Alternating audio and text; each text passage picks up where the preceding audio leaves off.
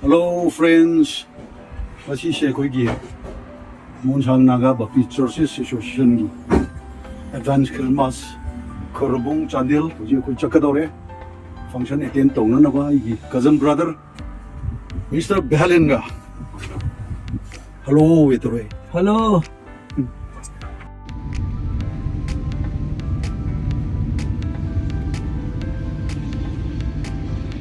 Welcome to Chandel. I am from Lapau Bazaar, Chandel. 1964 established Okiba Bazaar ni. Kuma again I am from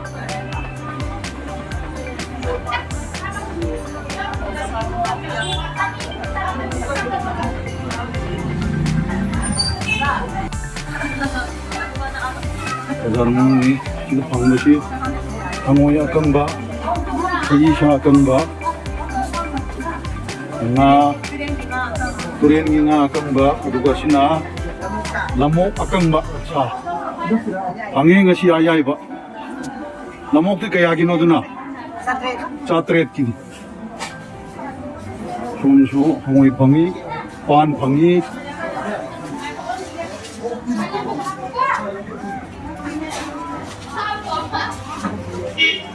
Side of the chicken in the Thale.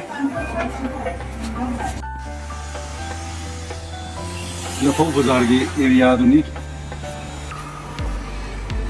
Masiki Yamli River Bazar si Matam Karler, Masilo, Shido Kodore, Nupika Tinda, Chakadore, Duna, Futoshi Pazna, Mayam Yingu City. Monsang naga Baptist Churches Association gi head office ni jaga si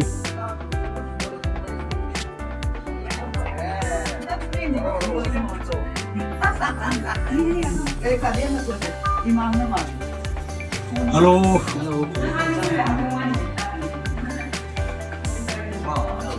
Victor.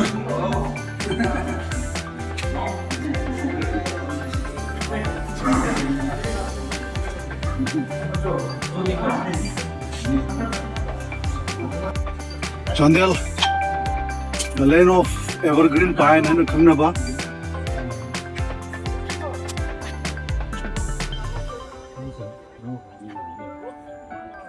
Jagani, Mapamoshi.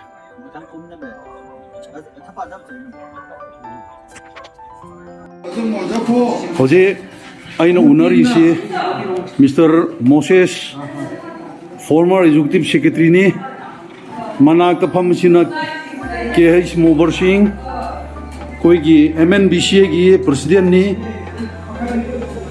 Masiki function da Koi Mayam si success hoina na ba hojikta yaurakpani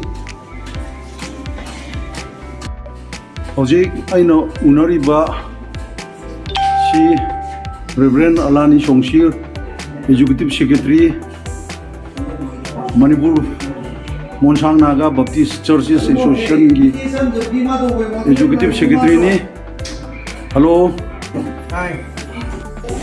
Ozaina ngasi nangonda wahay amani dang hangning basi ngasi tawgudorga advance Christmas si maramda nungi amutang amani dang wahay amani dang habiyo. Mahausan nate koi sumai to nai Christmas ki mutamji yorok tringaida roina koi association ki channa gadaba church mayam ki theme haina koi punna sian nai masisu expose to ba adagi mayam lagminaraga koi Christmas matam nadi masa masa ki church ta leina gadabani na sida punna koi leader mayam si polaga pranasu to minaba aduga Christmas ki themes expose to minaba harauna yausiko harauna koi kunda Christmas yausiko haibagi wish amana mabu sumaina to minnabagi maroi pandam de duni. Thank you. Ani shubo question si MNBCA si karam bachahi da established hogra. MNBCA di koi formation si 1985.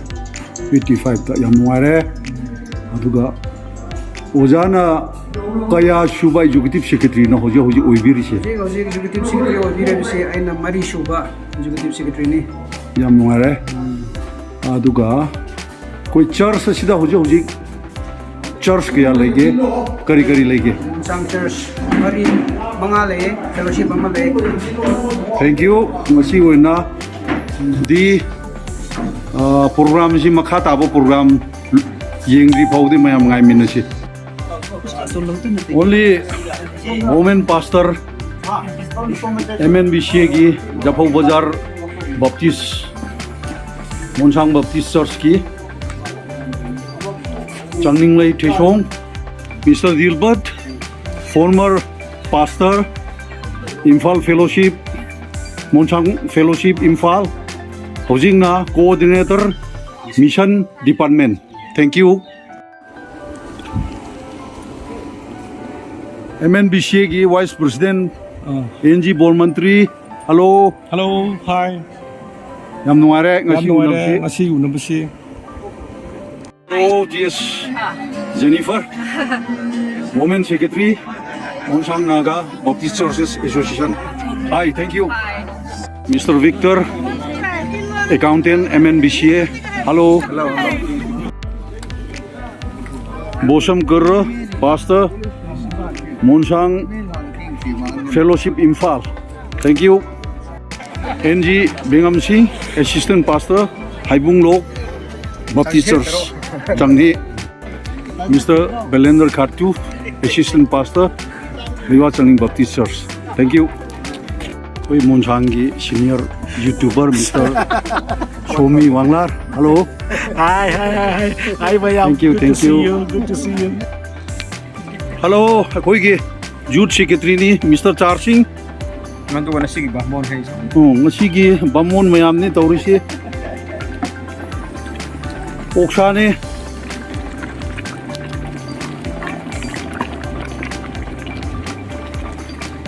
mujuna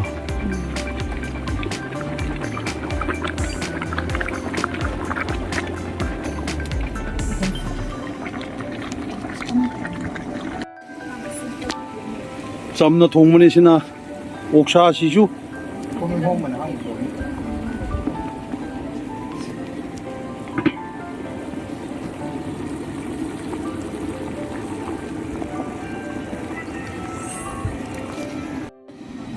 jami maroi mapa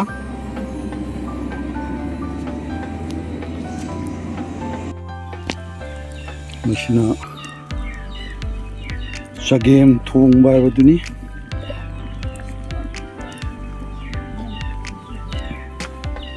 chaga chagem nu thong mani function khuding makta chagem yaudrabdi mapung phade haina baduni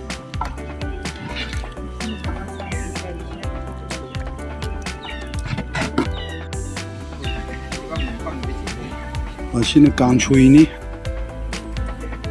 mathela toppa kangshui toropot champut mashi yaudab yade chahau manam nambaduni digi akhab yauri mashida iron bani metri melagani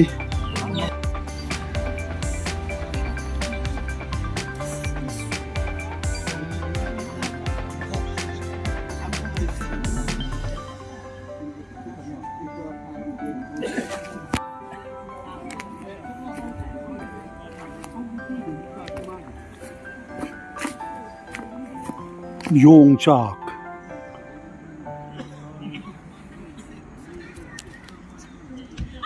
Churches Association MNBCA 8 Mission Center Khurabung Japau Saturday the 26th November 2022 Apaha job 30 tiga changsopongki khang chaksane na matamha Atanata 10 Speaker in Sofiate Upar Reverend W. Moses former Executive Secretary MNBCA Conductor Kokitasa TH Senator Youth Director Changhe Baptist Youth Fellowship Hymn of Praise Kathangpa Mimpanalha 37 O come all ye faithful Khatu Samanage Ang hadin na opening prayer, upar Reverend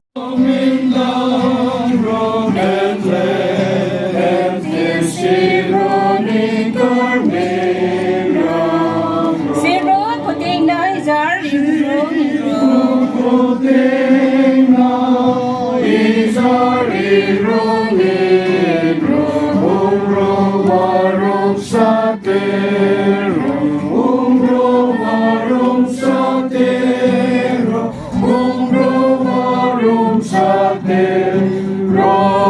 ông kim mà bật thằng thang anh ấy sợ đấy là cái mình sợ bị cái thì xem là tụi nó hay nó chapa phát chapa MNBCA ini kini pasana utaro kimendam sana President MNBCA welcome speech. atin na ni thing pi bikhe an chumpo na thasa ye thakte church tong tena khun tong tena in social tong te leader ni tu pi hai ana ching politics Ang ring inana iting beke Zota besalong hailang Zona amhe so itrapa Inung epakung rotaronala Bing sana patro Inunge kong irosumi beking taresa Inunge kong irolala paming ta Insoriso saramiro vivoriso Tangnawa jongro Rampana jongro Intimisa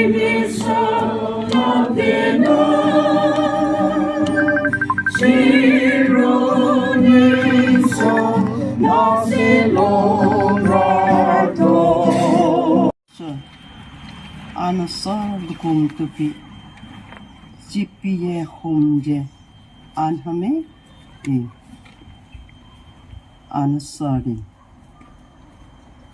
azdo isanama inen trafo ihingsa ang sid Andinaba Bakselabay koibu Andinaba Soginungay raba Tandok tuna Moglagrin Tay bang panda Moglagrin Tay bang panda So she iboro bilu beke tramge itar so hungin so she teche NIV dina je pashakte. Therefore, if anyone is in Christ, he is a new creation. The old has gone and the new has come. Ama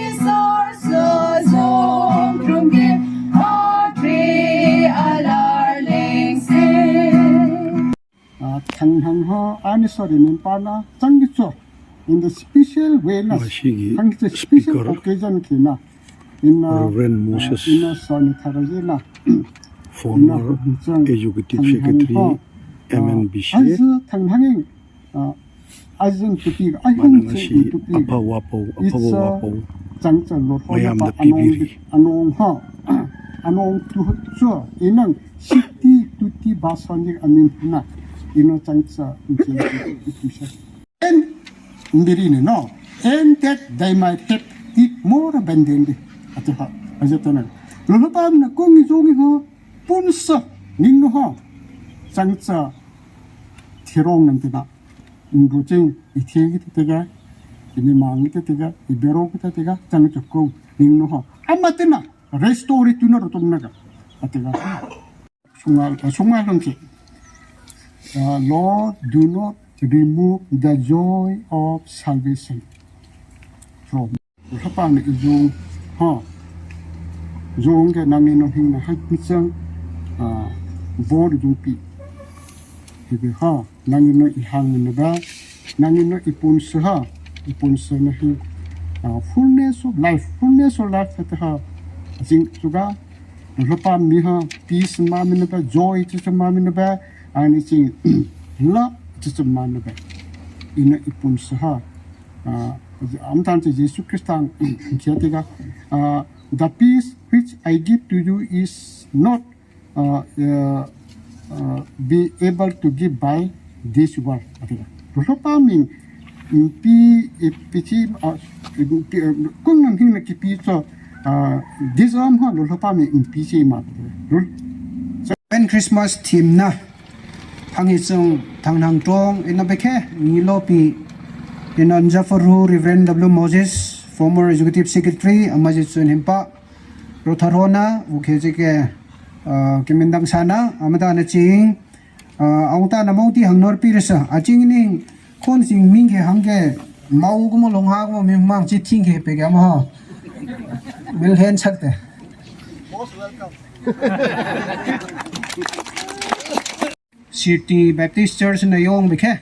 Ninrom hing ki papang kong kong samani ninno beke chun thing pi ta na chun himpa haro kimendang sana amana atena ina maroinang Advent Christmas come installation service na hing ajingom inthuna inhuzo ina install ate lo sape ama installation elo dening ina ngke dim samenu ka ina to po atro committee beke ka atning ithing achema absent tapo jemne thingchi maning kita pa hang teenage information thon trong men ha ai pesai ke thinga che sama ke nong ling tang te min din sam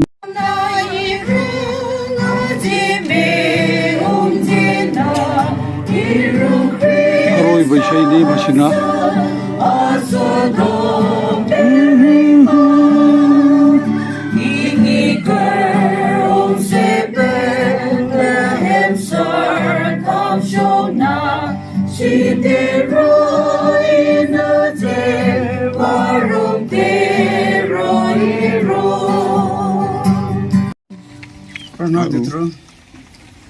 Reverend T.S. Mauritian, Pastor, Liwajang Baptist, MNBCA Aroi Pertanga.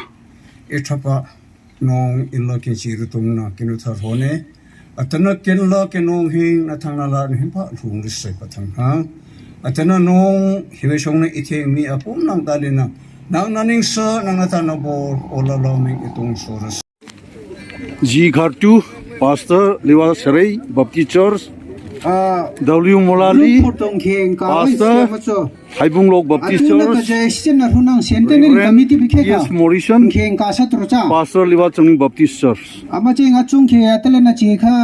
Reverend Srimon, Pastor Japo Baptist Church. Thank you, Mayam. Hello, this is final. Samthong, Oksha, Samput, Bias, Haigru, Maroi Mapang, Iron Ba. Ahem Machaning Lavdi, Moro. Auropa Chaklin, Chagadore, Sansa, Sagem Pomba, Iron Ba, Oksha, Samput, Samthong, Haigru, Mayam Sini. Aure.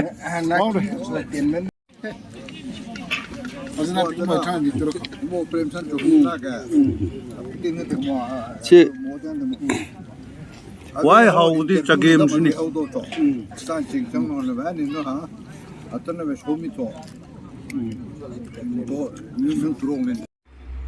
Asi di asiwaida loisalasi matang video upload to the powder mayam ngai minasi chanbiduna subscribe to view, like to view, share to view. Bye.